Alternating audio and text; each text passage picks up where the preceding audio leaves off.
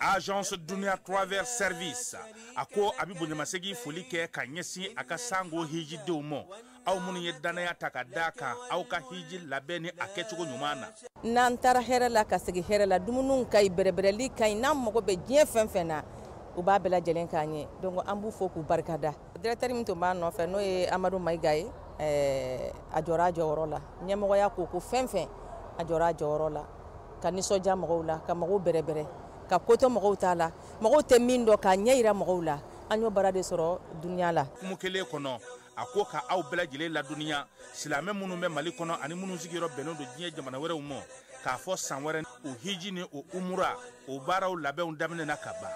o mana aw munu ba fe ka hiji ke damu lakana ni basigi kono Agence Dunia akeme ko fere bela jele tige ka hiji ke chugo nyuma kalaw bela jele labe ka bla awnye minyi ka do shiro ni damu ye ka surunya aw ka bato ke yoro la dumuni laki ka sanuma obi tobe ka bla aw ka bolo ka sagana ka wati bela jele la dogotoro jolewon olu be aw no fe hiji ke yoro ani bato ke yoro wera bela jele la yoro be ani wati be baw bolo kuma do o ka busa ne de singa di Agence Dunia Travel Service jenwan kele mimbe aw ka hiji ni aw ka humura ke ka nya ale de do o fana ni aw be kunafoni wɛrɛ ɲini a ye weleli kɛ 66 71 37 24 70 64 99 71 ni aw be u ka yɔrɔ ɲini u filɛ ni hippodrome yɛrɛ la immeuble station soma yafula kulukɔrɔ sira da la o fana min y'i k'a dɔn Agence Dunia Travel Service ye k'u be dugawu kɛ hiji ni umura kɛcogo ɲuman a n'a musakaw ala k'a nɔgɔya silamɛ bɛɛ lajɛlen ye. Dugu kɔnɔna sigida dɔ la bɛɛ b'i ci la nga baara o baara kɔfɛ laɲini dɔ bɛ yen laɲini min bɛ kɔlɔsili walima bololabila ko fɔ Fatu filɛ nin ye a bɛ baara kɛ BTP de la a ye baara kura dɔ boloda k'a sɔrɔ a ma ko fɔ EDM mɔgɔw ye o nana ni mun ye kuran fili dɔ tigɛra sigida kelen bɛɛ bilala dibi la Fatu ta ye bololatigɛ dan ye wa a damaja mɔgɔ si la nin ye Mamadu ye taxi bolila don k'a to mɔbili bolila a ye kuran poto dɔ gosi k'a kari a ma boli wa a ye EDMSA ka centre d'appel wele a ka nin kɛwale ɲuman in b'a to ka sara wɛrɛ tɛna bɔ a la Mamadu ye fasoden ɲuman ye wa a jan bɛ bɛɛ ka lakana na nka bɛɛ tɛ nin hakilina ɲuman in sɔrɔ Isa filɛ nin ye a bi ka kɛ komi a bi baara dɔ la k'a sɔrɔ a bɛ ka kofere électrique fil de bɔ ka t'u feere kuranko la fɛn bɛ jate kan ka minɛ an kana kɛ Fatu ni Isa ɲɔgɔn ye an ka kɛ i komi Mamadu n'aw bɛ fɛ ka dingɛsen baaraw kɛ aw bɛ EDMSA ka servisiw wele walasa aw kana tiɲɛni don dugu jukɔrɔ filiw la fasodenw aw kana ɲina ka dantɛmɛ walew ko fɔ kuranko ta fan na aw bɛ weleli kɛ 36 077 la walima agence EDMSA mun ka surun aw la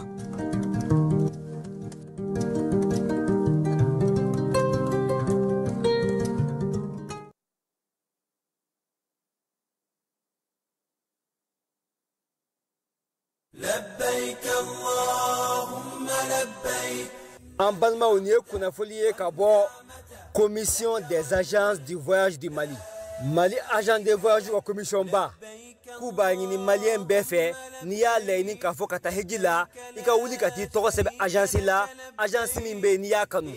Ko ka d'a kan 2026 hiji ko Saudiya kelen bɛ ka sariya gɛlɛnba ta le 31 décembre 2025 n'o y'a sɔrɔ mɔgɔ min tɔgɔ ma sɛbɛn a bɛna gɛlɛya dɛ. O de kosɔn agence ka tɔnba n'o de ye commission ye k'u b'a ɲini malien bɛɛ fɛ ko wuli kuma dɔn o de ka wusa n sen ka di ye dɛ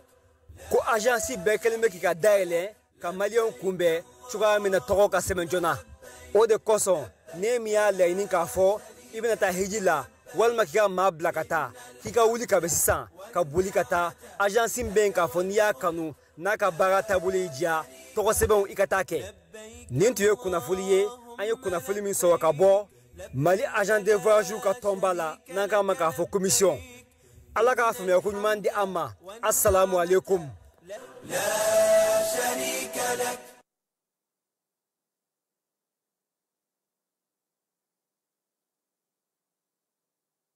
Jelema amunumba fait ka voyager ka soro amade ku soro aka voyager konnanna compagnie de transport Somatra u ya kanu kanani kar kwa chaman chamanye kare munun dilana norme konnanna aw ka lafiya kama a suspension wo a climatisation a siège wo ni ye kare jolenye foite jigi kono ibise ka do akonnanna tukuminna Somatra e ka kare Somatra ne ka kare Somatra an ka kare o kum konnanna kare numbe sirata donko do Bamako Sekou San Moti Kuchala kata sesika soma Kenyeba Kita kuma nyina Nyoro di Sahel mawko kata se Kolokani Jijeni fo kata se Bemama Somatra fiɲɛ foroko Somatra ka wuli hɛrɛ la ka se hɛrɛ la ayiwa kiliyan aw bɛ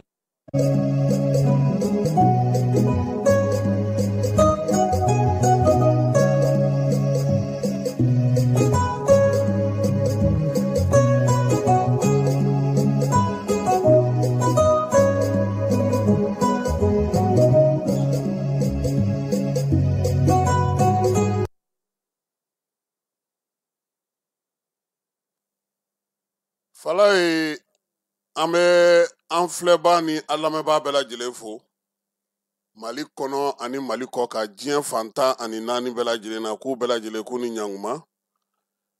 Falaye n'i ko n ko n'a bɛ taa yɔrɔ la i kan k'a dɔn k'a fɔ fana k'i bɛ maa wɛrɛ bɛɛ ko yɛlɛma yɛlɛma bɛ ŋɔmi o mɔdiya takula na kɛ ale de ma sɔn o ma ale fankelen sisira Falaye su in na ye kunnafoni telimanw don ye su in na ye ɲɛbila kumaba tɛ yen bi su in na Falaye Kanja Kuyate ko ni maa min ye balimaya duman kurun bila Falaye i bɛ t'i sigi yɛrɛdɔnbaliya fuga de kan maanifin i ni maaw de bɛ jɛ fɛn o fɛn bɛ i bɛ kulu dɔ de kɔnɔ i bɛ baara kɛ hukumu dɔ de kɔnɔna na Falaye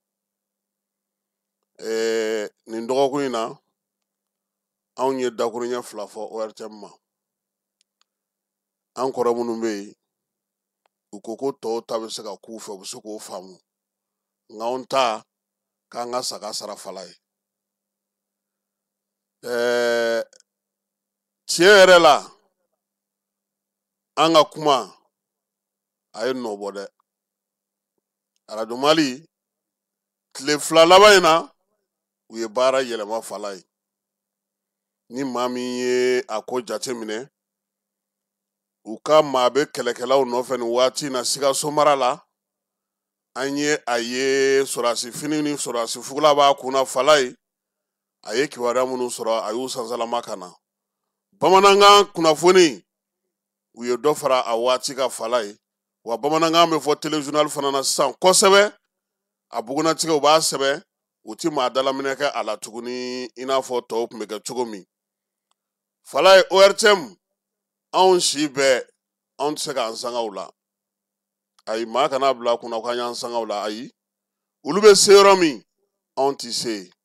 olu bɛ lamɛn yɔrɔ min anw tɛ lamɛn nka bamananw ko fiɲɛtɔw ka hakɛ to ni n'olu bɛ dɔn kɛ i bɛ to k'i t'u la u k'a dɔn k'a fɔ k'u kelen tɛ yen a ɲɛli sira o ɲinini don n'o tɛ minnu ye n wele ka saga bin ka Falaye u tɛ se k'an bila ci foyi la ko n bɛ se ka ban ma nka an k'an hakili to ɲɔgɔn na baara kɛcogo ɲuman tɔgɔdiya min n'olu y'a sɔrɔ a fɔ ko Mali télévision soba de fɛn minnu bɛ yen ni an bɛ fɛ o ka kɛ bi Falaye diɲɛ kunnafonidi kun sigilen don taabolo min kan a bɔra o hukumu de kɔnɔna na pewu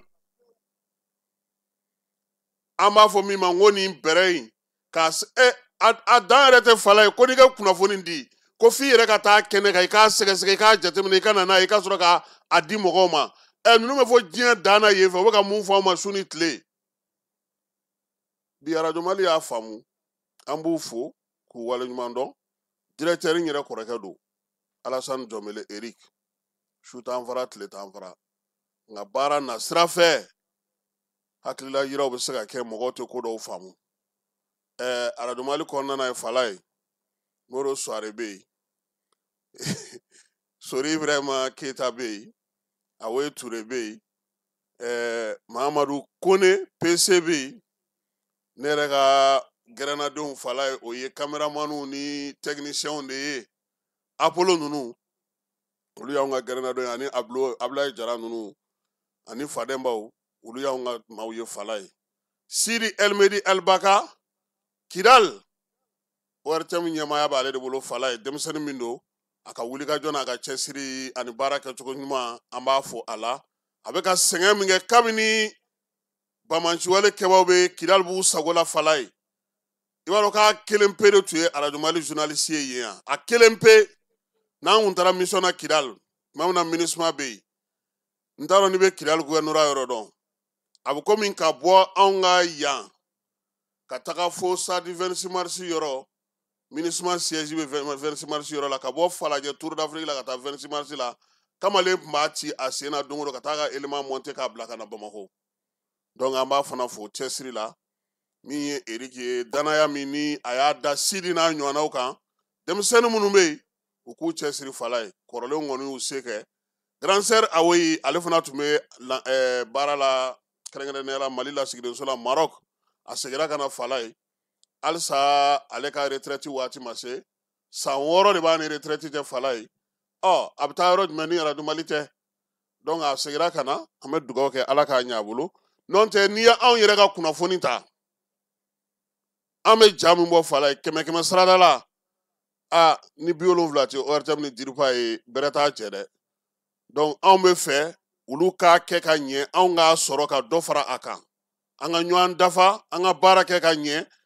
wa min ye n kɔrɔkɛ minnu fana ye saga bin kan ko na Ala sɔnna a ma saga bɛ sara fala ye an y'an kumakan di saga bɛ sara kɔrɔya yɔrɔ y'o ye o ye diyagoya ye baara yɛrɛ kɛcogo ye an b'u fo u ka timinandiya n'u ka wulikajɔ n'u ka cɛsiri a n'u ka faamuya ko ɲuman na fala ye sabula u fana kɛra maa hakilima ye n'o tɛ ni maa dɔ don a b'a sama tuma bɛɛ nka n'i y'a ye k'a fɔ u y'i jate k'i wele k'a f'i ɲɛna karisa nin man ka bɛn anw ni e cɛ c'est que u y'i filew dɔ ye donc an b'u fo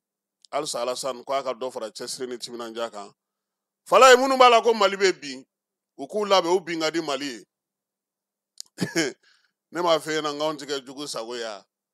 maaw t'a kɔrɔ de dɔn fala ye bi Mali tɛ dɛ Mali fala ne bɛ tilen ka nin kuma in fɔ mɔgɔw t'a faamu de ne ɲɛ tɛ maa la ko min bɛ ka Mali mara koyi anw bɛ Jabaru masa kelen pe fala ye an b'o de ka laharama kɔnɔna na n'o tɛ ko y'anw sɔrɔ bi kun tɛ se waati min se kun tɛ anw ye anw ma bi kuma tɛ an bilama ma fala ye an bɛ Ala fo ka Ala barikada an ka maakɔrɔw an ka dugutigiw an ka kabilatigiw an ka alimamiw fala ye fɛn dɔ bɛ yen an b'a ɲini ɲɛmaaw fɛ u k'u jija u ka baara kɛ o kan u k'u jija diinɛtigiw kana fɔ ɲɔgɔn kɔ fala ye laseli a ka don bɛrɛ kelen na an ka ɲɔgɔn faamu parce que ne bɛ ka siran min ɲɛ diinɛ fɔnkɔ ɲɔgɔn kɔ kuma ka ca kojugu nin waati laban in na an b'a ɲini ɲɛmaaw fɛ fɛɛrɛ min bɛ se ka sɔrɔ ka sigi diinɛ ɲɛmɔgɔw wajilu kan ka bila hukumu min kɔnɔna na baara kan ka kɛ cogo min u ka ɲɛfɔli dɔ kɛ a la yaasa min ye fɔnkɔ ɲɔgɔn ni minnu bɛ yen nin waati na fala ye o bɛ se ka ban cogo min n'o tɛ a tɔ wa o ti ban o ayi o ti ban dɛ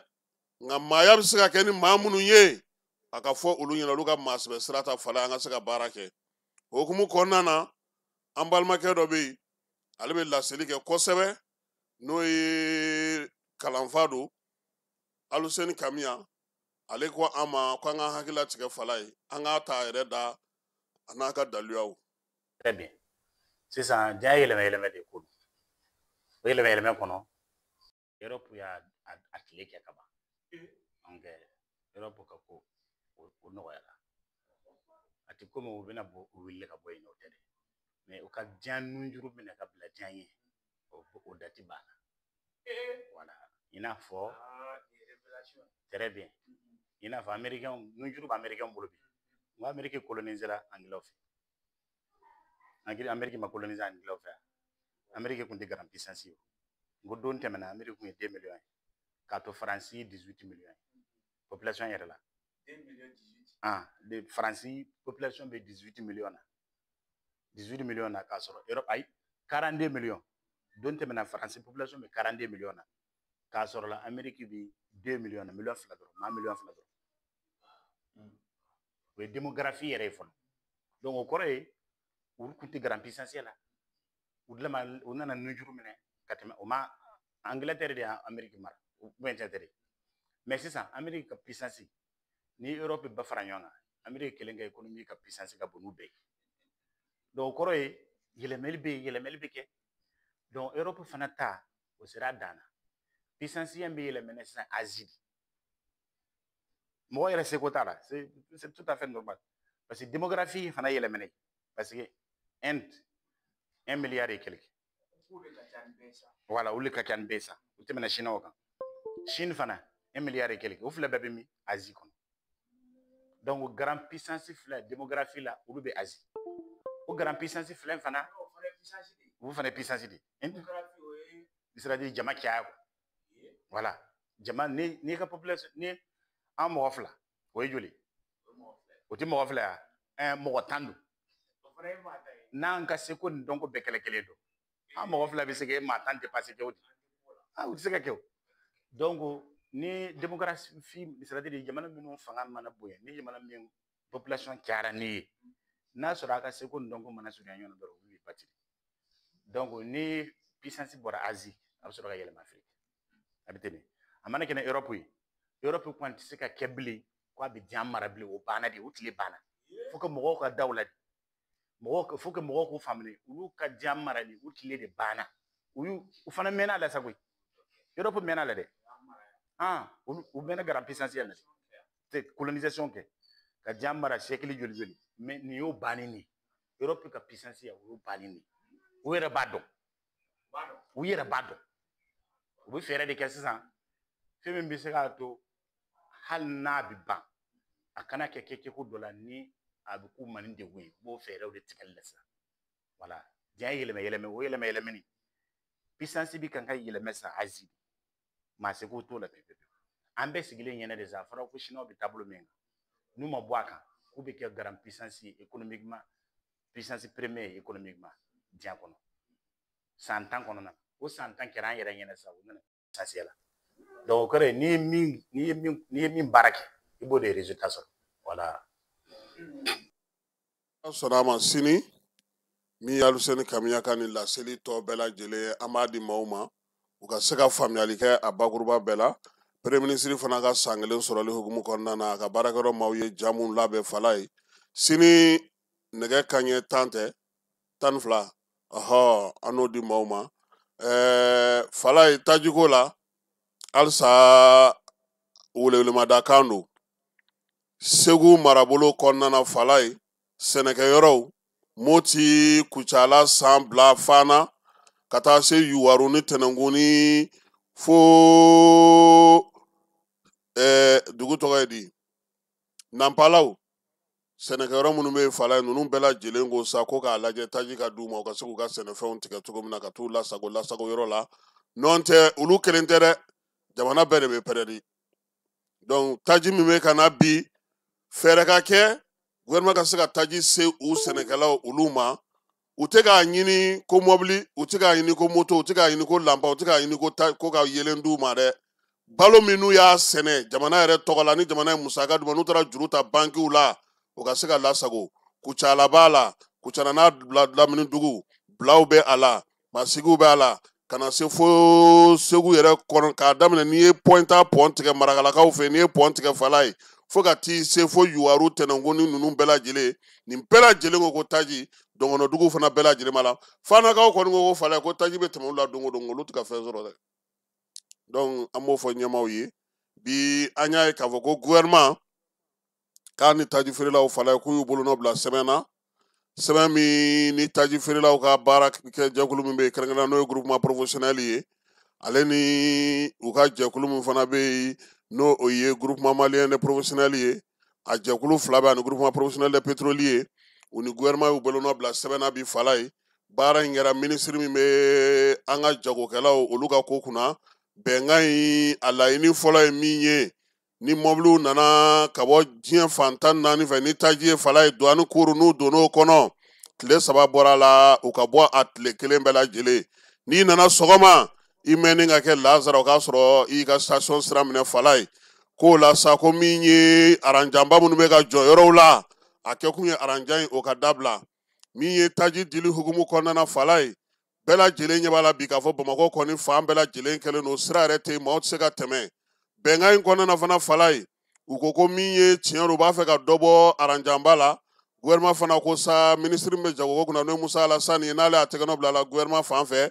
taji sannaw ni taji feerelaw ka tɔnba 2 bɛɛ lajɛlen fana kɛlen don k'u bolonɔ bila sɛbɛn in na fala ye u y'a yira sa k'a fɔ ko a kɔni nana sa ka se ka dɔ bɔ gɛlɛyaw la gɛlɛya minnu bɛ yen n'o olu bɛ kɛ douanelakaw fɛ yen kɛrɛnkɛrɛnnenya la ka ɲɛsin ministre yɛrɛ lajɛ min kɛ n'olu y'a yira sa k'a fɔ ko ka gɛrɛntɛ ka dɔ bɔ o la yaasa taji bɛ se ka sɔrɔ cogo min ye ko in yɛrɛ bakuruba yɔrɔ ye fala i b'o dɔn tile 1 de ma di sisan ni taji nana ko a ka se ka bɔ douanelakaw fɛ yen wa bureau de pétrole la n'o ye Basira ka yɔrɔ ye colonel major Sira Male k'a foya fala ye wa a kɛkun ye fana taji ka se ka taa walankata jamana fantan naani bɛɛ lajɛlen na aranjɔnba ye station tigiw ka se ka taji sɔrɔ wa fana ko fala ye min farala kan e nana n'i ka taji ye i b'a fɛ k'a feere i donna n'a ye douane kuru kɔnɔ tile 1 tɛmɛna i ma se k'a feere DNCC ale ni gouvernement olu b'a feere taji kana mara u y'o bɛnkan fana u y'o bolonɔ bila sisan ni e nana ni taji ye tile 1 min dir'i ma i ma se ka wuli ka jɔ kɛ ka se ka a labɔ fala ye douane ani direction nationale du commerce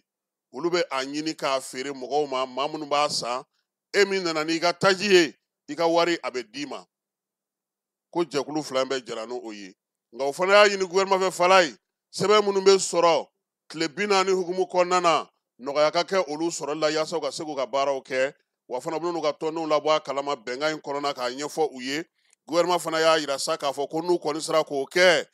min ye waati min n'o ye tile 40 ye n'u kan ka o kɛ kɛrɛnkɛrɛnnenya la ka se k'u ka sɛbɛnko bɛɛ lajɛlen ɲɛnabɔ gouvernement ko k'ale b'o kɛ gouvernement ko fana ko min ye taji tali n'a nali ye ka lakana sabati fo ka taa se waati ma ni basigi kɛra u sago ye tuma min ale b'o kɛ fo ka taa o sɛbɛkɔrɔ kɛ gouvernement y'a yir'u la fana k'a fɔ ko ale b'u dɛmɛ yaasa min ye sira fɛ fɛn o fɛn bɛ yen n'o ye degun ye o bɛɛ lajɛlen bɛna na wuli yaasa u bɛ se cogo min na ka na se ka taji di maaw ma bɛnkan in fala ye a tɛgɛnɔbɔla bi min ye Musa Galabu ye n'o ye Musa Alasani Jalo ye min ye an ka jago minisiri ye ale y'a tɛgɛnɔ bila jɛkulu 2 bɛ taji feerelaw tɔgɔ la olu fana ye sɛbɛn ale tɔgɔnɔ bila an ka jamana minɛn minnu bɛ wɔlɔfɔw fɛ yen fala ye ko Mali an ye maa bila ka taa dɛ min ye tɔni ba 2,400 o de kɔni falen don conteneur la minnu bɛ Dakarikaw ka port la Mali tɔgɔ la an ka juraw ta don sirako o kɛlen don k'a to u tɛ ka se ka na bi ni minɛn ninnu ye o la sa Mali ye maaw bɔ yan k'u bila ka taa wɔlɔfɔw fɛ yen u ka se ka taa kuma ɲɔgɔnya fɛɛrɛ bɛ se ka sɔrɔ nin ko in na cogo min a nacogo a n'a bɔcogo la yaasa i b'a dɔn k'a fɔ ko min ye port ninnu fana ye fala ye minɛnw bila kan de b'u la ye koyi anw dun ka sira ka bɔ Dakar ka na sira in ma nɔgɔn dɛ sira yɛrɛ fɔlɔ fala ye o yɛrɛ kataba 4 ye fɔlɔ ka tila ka lakanabaliya faraw kan nka o bɛɛ la ko minɛn mun ka ca ye bi o ye taji ye baaraw ni sojɔ minɛnw o bɛ a la ale ni minɛn misɛn wɛrɛ olu bɛ a la bingali kɔni tun y'a to sa sira ninnu kan sa mɔbili ninnu caman kɔni tun ye nali dabila nka bɛnkan sɔrɔla min na sa o ye k'a fɔ sa min ye Madina ye ale ko k'u ka fɛɛrɛ ni dabali tigɛ yaasa an ka minɛn minnu bɛ yen u ka se ka lakɔlɔsi lasɔkɔlɔsi cogo la a jɛɲɔgɔn min bɛ wɔlɔfɔw fɛ n'o ye Fatu Jufu ye ale ko Senegali kɔni bɛna i jɔ a jɔyɔrɔ la k'u ka se ka Mali dɛmɛ nka an k'a bila an kun na k'a fɔ olu fana ka minɛn bila yɔrɔw a bɛ hukumu dɔ ni sariya dɔw kɔnɔna na min kan ka labato wa waati bɛ waati la fana anw ka minɛnw tɛmɛn'o kan ka ban han u kɔni bɛ min fɛ an ka taa tali daminɛ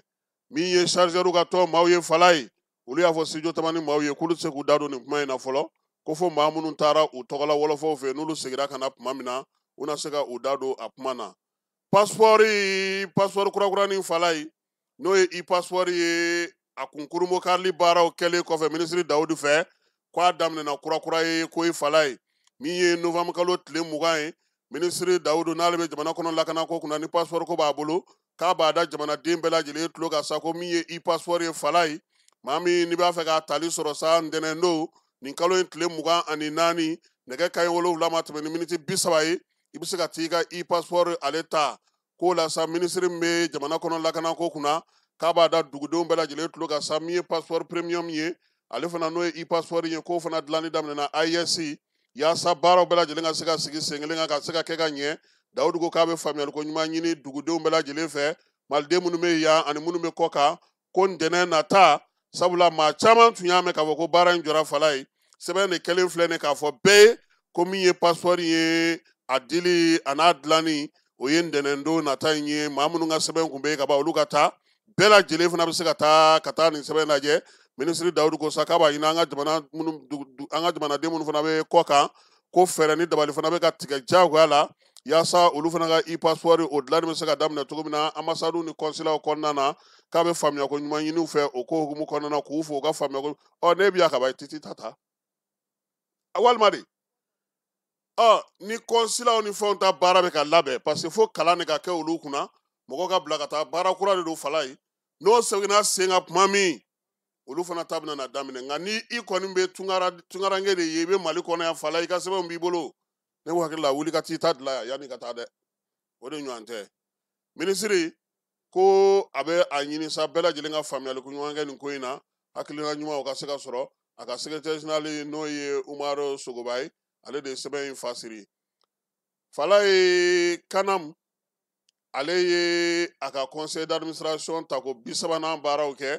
a kɛra dunanjigiso dɔ kɔnɔ na an ka jamana kɔnɔ ni ala sɔnna a ma sini min ye kanam mɔgɔw yɛrɛ u ye ja min labɛn an na o da maaw tulo kan Masinakaw fɛ yen nin waati in na ji nɔgɔw o kɛlɛ wulikajɔ o kɛlen don min ye sigida lakana ni sigida saniyali baara bɛ maa minnu bolo Masina kɔnɔna na k'u kɔni y'a ɲini dugudenw fɛ sa u k'u jija ko i fala ye yaasa min ye ji nɔgɔ minnu filɛ nin ye ani ji minnu bɛ tɛmɛ n'o wuluwulujiw ye u ka fɛɛrɛ bɛɛ lajɛlen tigɛ kin duuru minnu bɛ yen u k'a dɔn k'a fɔ ko ji woyo tɛ se ka to ten tuguni wa a ɲinilen don bɛɛ fɛ sa bɛɛ ka dingɛ sen ɲɛgɛn dingɛ sen i ka du kɔnɔna na yaasa ji minnu u kana nin da Masina ma dɛ u kana nin kɛ Bamakɔ yan yɛrɛ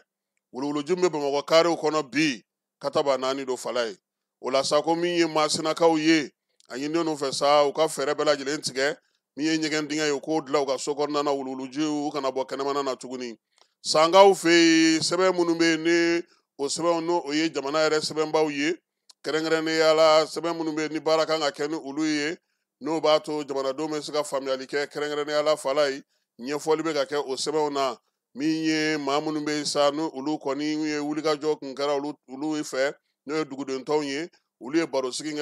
kɛ kun ye min ye sa maa bɛ yen ko maramafɛnw b'u bolo olu bɛ se k'o bila cogo min na o hukumu kɔnɔna na sa maa minnu bɛ yen n'olu b'a fɛ baara in ka kɛ ka ɲɛ n'o ye dugudenw ye u kɔni y'a jira sa k'a fɔ k'u bɛna na wulikajɔ kɛ yanni desanburu kalo in banni cɛ ka se ka fɛɛrɛw sigi sen kan yaasa maaw ka se ka sariya ninnu bato maramafɛnmisɛnnin minnu bɛ yen ka se ka olu kɔni minɛli baaraw kɛ PNUD ale ni jɛkulu min bɛ yen n'o bɛ maramafɛnmisɛnninw o lamunumunu kɔni na an ka jamana kɔnɔ olu ye donbolo don yaasa baara in ka se ka sigi sen kan sankaw olu fɛ yen Kucala fala ye ko tinɛni sɔngɔ yɛlɛla Kucala dɛ hali yan yɛrɛ est-ce que tinɛni da ma yɛlɛ ko kilo o tun ye 160 ye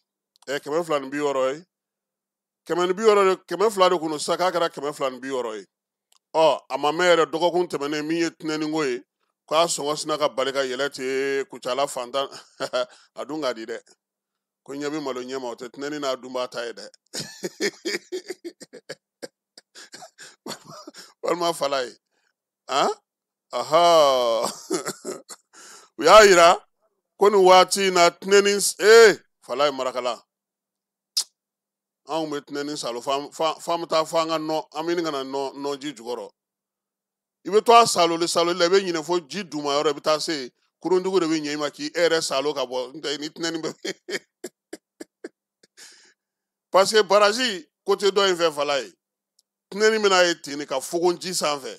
n'a fogona sa bɛɛ de bɛ wuli k'i jɔ wa ne ma deli k'a ye marakala k'u bɛ tulo kɛ ka tinɛni jira Bamakɔ yan ne y'a ye mɔgɔw bɛ ka tulo kɛ k'a jira tinɛni tulo de b'a yɛrɛ jira i bɛ kelen don dɔrɔn i bɛ tɔw fara kan donc tinɛni k'a sɔngɔ nka nin waati in na kɔni a bɔlen don kosɛbɛ Yorosokaw fɛ yen fɛɛrɛ ni dabaliw sigilen don sigidamaw fɛ yaasa sa cogoya min na u bɛ se ka u ka magoɲɛw olu dɔn musow ni denmisɛnw ale ni maa minnu bɛ n'u ye lujuratɔw ye olu ka fɛɛrɛ kɛrɛnkɛrɛnnen sigi olu tɔgɔ la yaasa bɛn ni kelenya bɛ se ka sabati cogo min minisiriso min bɛ n'o bɛ danuwa tɔgɔ la u ka jamana ni jamana cɛ siran ɲɛnabɔ minisiri ale ni Famagu kɛlen don k'o ko in sigi sen kan dugudenw yɛrɛ bɛ se cogo min na k'u ka labɛnw kɛ k'u yɛrɛ ka kow matarafaw yɛrɛ bolo yaasa ka se k'u ka degun n'u ka magɛnw bɛ se ka wuli cogo minnu na olu bɛɛ lajɛlen k'o kɛ ka kɛrɛnkɛrɛnnenya la n'o ye kalansen ye k'o sigi o ko hukumu kɔnɔna na o de kɛra yorosokaw olu fɛ yen fala ye ni ala sɔnna a ma an ka farikolo ɲɛnajɛkɛlaw kɛrɛnkɛrɛnna Estade Malien ale kɔni bɛ taa Tunisikaw fɛ yen i b'a dɔn ka bɔ ɲina Estade Malien Ligue des Champions n'o ye farafinata ye fala ye ale b'o poule kɔnɔna na koyi stade ka bɔko fɔlɔ o de ye nin ye kɛrɛnkɛrɛnnen la sa ni ala sɔnna a ma Espérance Sportive de Tunisie olu de bɛna ɲɔgɔn sɔrɔ nin kalo in sini de tɛ Espérance k'a kan ka kɛ nɛgɛ kanɲɛ 17 kɛrɛnkɛrɛnnena u ka stade olympique Amadi la Agrebi olu fɛ yen min ye Joliba AC ye ale ni Marokokaw de bɛ ɲɔgɔn na OCSD Maroc Joliba ale n'olu bɛna ɲɔgɔn sɔrɔ kɛrɛnkɛrɛnnenya la sa o fana ye coupe CAF o ko hukumu kɔnɔna na ye min ye Joliba ye sa a yera k'a fɔ sa ale yɛrɛ kɔni ni ko ani ninnu ma deli ka bɛn yan walima k'u y'u ka olu kɔniw ta daminɛ ka ban fala ye min ye u ye se sɔrɔ Olympique des Sportifs ɲɛkɔrɔ ko Joliba ye se sɔrɔ n'o ye Marokokaw ye olu kɔni sisan ko olu de kan ka wuli ka jɔ kɛ yaasa n'i bɔra poule la i bɛ taa quart de finale de la ale fana na o tuma équipe ka ca ayiwa an kɔni ka tɔn fila filɛ nin ye fala ye ni ala sɔnna a ma jaabi mana sɔrɔ nin ko ninnu na an b'o da o tulo kan min ye Ligue 1 Orange ye ale farikolo ɲɛnajɛw san 2025 san 2026 n'o ye an ka ŋanaminɛŋanaw ka kɛnɛ yan bi balontanw daminɛna ni match 2 ye fala ye o bɛɛ lajɛlen o kan ka kɛ ɲinan san kɔnɔna na match kɔni ale bɛna kɛ première division équipe 14 ni ɲɔgɔn cɛ sɛbɛn b'a jira sa ko kan ka se ka baara in kɛ o bɛɛ lajɛlen dira u ma an ka bi su in na sara belebeleba o bɛ taa n'an ye Keɲebakaw fɛ yen fala ye Keɲeba min ye denmisɛnninw tɔgɔla don ka kɛ ni jo sariya kow ye olu ye talatokaw u ka baara kɛ yen min ye Keɲeba mairie ale y'i wasa don Dabiyakaw la Dabiya fana maire fana ko sa ko ka to n'o ye Fasambu Keyita ye ale ko k'u ka taa kɛ talato i b'a dɔn k'a fɔ ko yen de min ye ndama ye a firila maaw kan sefa wari 3 o de donna minan na yaasa ka se ka denmisɛnnin ninnu dɛmɛ Dabiya commune kɔnɔna na sa nin kalo in tile 20 n'o ye san 2025 ye novembre kalo kunungo sa kɛ alamisa tɛ kunungo u ye don in ale ɲɛnamaya n'o ye denmisɛnninw tɔgɔla don sigi ko 36nan ye fala ye kɛrɛnkɛrɛnnenya la sa talatokaw fɛ yen mayirilakaw n'o ye Dabiya mairie ye jɛkulu minnu bɛ yen n'o bɛ muso ni du ni denmisɛnninw kunna Keɲeba marabolo kɔnɔna na jamajɛkulu n'o ye Jack Gold maaw ye olu y'u dɛmɛ ni musaka ye min ye sefa wari 3 ye yaasa baara bɛ se ka kɛ cogo min ye minandiw ye o kɛra n'o ye donfiniw ye falatɔ 7 ka bɔ min ye talato ale kɔnɔna na min ye saki ekɔliden sakado o 50 dira sange kɔnɔna na min ye maa 2 ekɔli karamɔgɔ 2 fala ye k'olu ta baara la kalo 5 kɔnɔna na dugu tɔgɔla u y'o baara fana kɛ waleɲumandɔn sɛbɛnw dɔ dira maire yɛrɛ ma nin don in hukumu kɔnɔna na ko ɲɛmaya tun bɛ maa min bolo sa o ye Fasambu Keyita ye ni ale yɛrɛ ye maire ye Dabiya commune kɔnɔna na kɛrɛnkɛrɛnnenya la chargé d'affaires do fala ye maire ya jɔyɔrɔ bɛ ale bolo nin waati in kɔnɔna na an bɛ taa ye sa yaasa ka se ka Keɲeba info tɛ olu ye jamu sɔrɔ an ka jɛ k'o filɛ a diyara n ye a bonyara ma ala alusara ala alu ni ma o sagi ala alu kendo menya farajigel firi amina ne tɔgɔ Acheta Amidou Diallo ne parlement des enfants présidente bi an bɛ don min na n'o ye 20 novembre ye o y'an denmisɛnninw ka don ye denmisɛnninw ni mansa tora dama bin na u k'a bila u kunna k'an bɛɛ lajɛlen ye kelen ye bi denmisɛnninw o ye sini maakɔrɔba ye n b'a ɲini aw bɛɛ lajɛlen fɛ n b'a ɲini bɛɛ lajɛlen fɛ n b'a ɲini mansaw yɛrɛ de fɛ aw ka denmisɛnninw ka droit d'u ma denmisɛnnin ka droit fɔlɔ ye mun ye ka wolosa dɛsɛmɛ kɛ denmisɛnnin na a filanan kala don kalan na sabanan aw ka kɛnɛya sabati n'o kɛra an denmisɛnninw fana kan ka mun kɛ n'anw donna ekɔli la an kan ka mun kɛ ka kalan kɛ ala ka ni ɲɔgɔnna caman caman k'an ka commune kɔnɔ ka ɲɔgɔnna caman caman k'an ka jamana kɔnɔ an bɛ jamanaden bɛɛ lajɛlen fɔ surtout Konate an b'a fɔ a n'a ka membre bɛɛ lajɛlen an b'u fɔ u ka initiative in a diyara an ye a bonyana ma kosɛbɛ kosɛbɛ Keɲɛbanko la mɔgɔ min kɛ tala to musow ye alo ka kɛ dabi a commune bɛɛ a kɛ ta Mali bɛɛ hɛmɛ kɛ ta tala to a bara manda ka kɛ Rossi ɲamɔgɔ la lo k'i la k'i miiri ka fɔ dindiŋo minnu bɛ jan ngila sini ɲasigo to bɛ dindiŋo le mu sini ɲasigi o a bɛ jan ka ɲin kɛ nin diya ta ɲɛ bari muso dindiŋo bɛ ɲamɛ bɛ nka lo muso hakɛ din bi i sigi banne no tɛ dindiŋo bɛ kuru mɛ nka lo ni dindiŋo ka sita bɛ a bɛ kiri n'a n'ale la hala ha bɛ la bɛ kiri n'a n'ale n'o n'a tɛ jɛ dun Franchement, an bɛɛ bɛ se ka kɛ témoin ye tala to accident na tala to muɲalen don wa don dɔ bɛ na tala to buguso in i b'a sɔrɔ a bɛɛ kɛra toliso ye a bɛɛ kɛra étage ye o tɛ kɔrɔbɔ yɛrɛ parce que dugu sigicogo i b'a dɔn dugu la ala ye sababu tile wagati ti ka lajarabili nati mais a ye baraka don o dugu in na ala mansa a kelen dɔrɔn de bɛ se k'o kɛ donc tala to kasara min kɛra yan kɛra ne ɲɛna bɛ se ka témoin kɔlɔlɔ min don n'u la mais wallahi u limaniyalen don franchement an bɛ o tasibila di aw ma ka di musolakaw ma musolakaw minnu tagara minnu tora an kɛnɛ an ka dɛmɛ bɛ si aw ma waati bɛɛ lajɛlen na Konate foli bɛ a ye n'a ɲɛmaaya kun bɛ dabiya mɛriw ka nɔrɔ bila bolo n'ale ye Fasan Keyita ye k'a fara DAE ka n'ale ye Mamadu Kulubali ani DCAP n'ale ye Musa Kulubali. Ne tɔgɔ Fasan Keyita ale ye mɛriw nɔrɔ bila kayira adamadenya tɔpɔtɔ kɔkɔntɔ kɛnɛ mun kan soja ani kɔbɛkɔntɔ ni ka fɛn ka to a bɛɛ kɔntɔ ka bɛɛ wele la famille bari tala to jan fɛn dɔ bɛ di n'olu man kɛni denmisɛnninw kan dɔnba in ɲɛnajɛ kɛ n ka commune la plus précisément tala bɛn kasara an sɔrɔ yan ma dogo mɔgɔ si Mali fantan naani bɛɛ donc ka na denmisɛnninw yatimɛw orphelins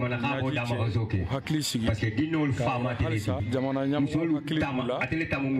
donc u b'u janto foyi tɛ n bolo fo foli vraiment u b'a yira k'a fɔ autorité minnu bɛ yen hakili banna awa kasara in ni sisan cɛ hakili banna donc au nisɔndiya bɛ bolo kosɛbɛ service de la promotion de la femme et de l'enfant n'o de ye Mamadu Konate vraiment u ka nin initiative kana kɛ n ka yɔrɔ la vraiment a diyara an ye kosɛbɛ an b'u fo an b'u wele tɔgɔ ye Mamadu Kulibali Keɲeba an bɛ kɛnɛ kan droit de l'enfant denmisɛnninw ka hakɛ o diɲɛ bɛɛ ye décision ta k'a fɔ ko ka hakɛ dɔ di denmisɛnninw ma o san 36 na an b'o kɛnɛ de kan Konate chef service local de la promotion de la femme et de la famille a ye hakilina ta ko o don k'a b'a lawaleya donc k'a bɛna lawaleya yan salu kasara min kɛra yan a ma don maliyɛn si la a kɛra Keɲebakaw Mali bɛɛ bɔra a kalama muso caman tora la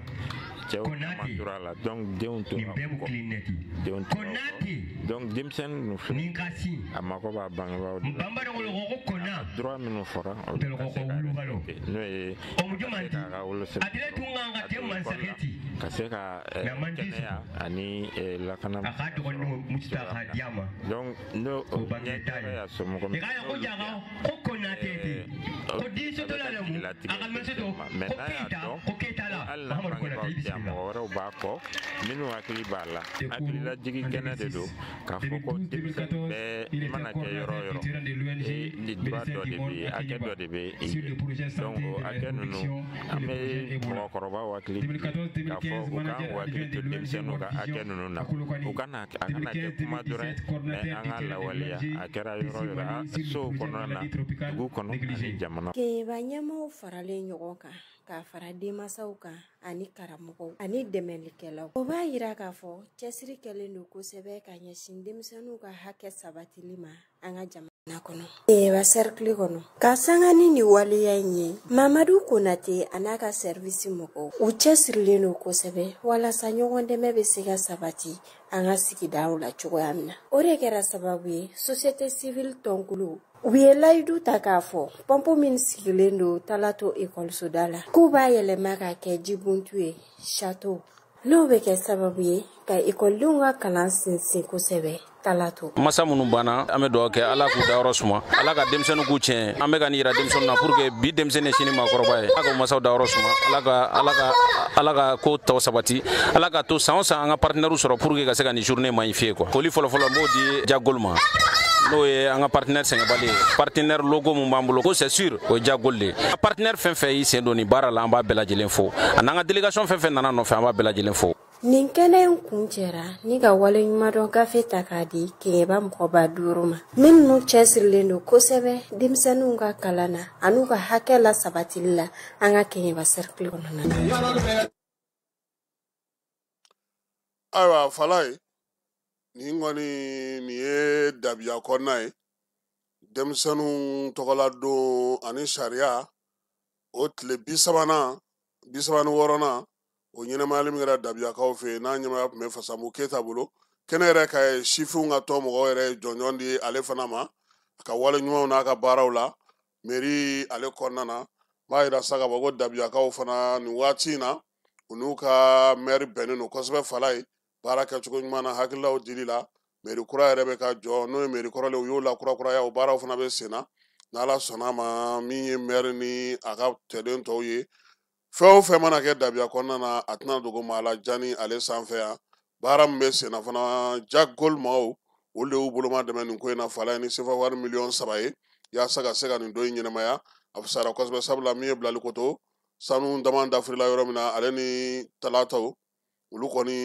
kɛra yɔrɔ ye sa yɔrɔ min taara nin wagati in kɔnɔna na ka se ka bonyamasegin kɛ olu ye nin bɛ dan sigi su in na ta la ni Ala sɔnna a ma sini nɛgɛ kanɲɛ 12 an na ɲɔgɔn sɔrɔ ani kibaruya wɛrɛ min ni si tɛ kelen an bɛ dugawu kɛ sa Ala ka dugu ɲuman jɛ Ala ka fajiri k'an bɛɛ lajɛlen garisigɛ a k'an bɛɛ waati wɛrɛ.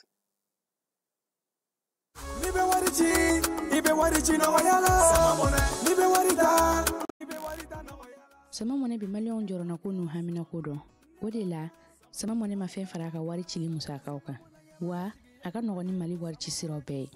a ma da aw ma dɛ sama mɔnɛ bɛ dɔ fara aw de kunna wari kan ni wari bonisi ye awɔ ni wari bonisi ye kɔni aw ka sanni kɛ ni sama mɔnɛ application ye aw bɛ wari sɔrɔ aw ka compte bonisi la k'a daminɛ crédit la abonnement télé fo ka taa se courant ni ji sarali ma aw bɛ bonisi sɔrɔ nin bɛɛ la n'a ka bonisi buguna dɔrɔn aw bɛ se k'a yɛlɛma aw ka sama mɔnɛ compte la ka sanni wɛrɛ kɛ n'a ye walima ka taa wari jɛbɔ an ka lasigiden dɔ fɛ yen aw ye mɔnɛ bɔ aw yɛrɛ la a k'a si filɛ sisan ni sama mɔnɛ application téléchargeli ye Play Store walima App Store kan ka sɔrɔ k'aw tɔgɔ sɛbɛn ni sama mɔnɛ ye aw de kunna wari bɛ augmenter sama mɔnɛ i yɛrɛ ta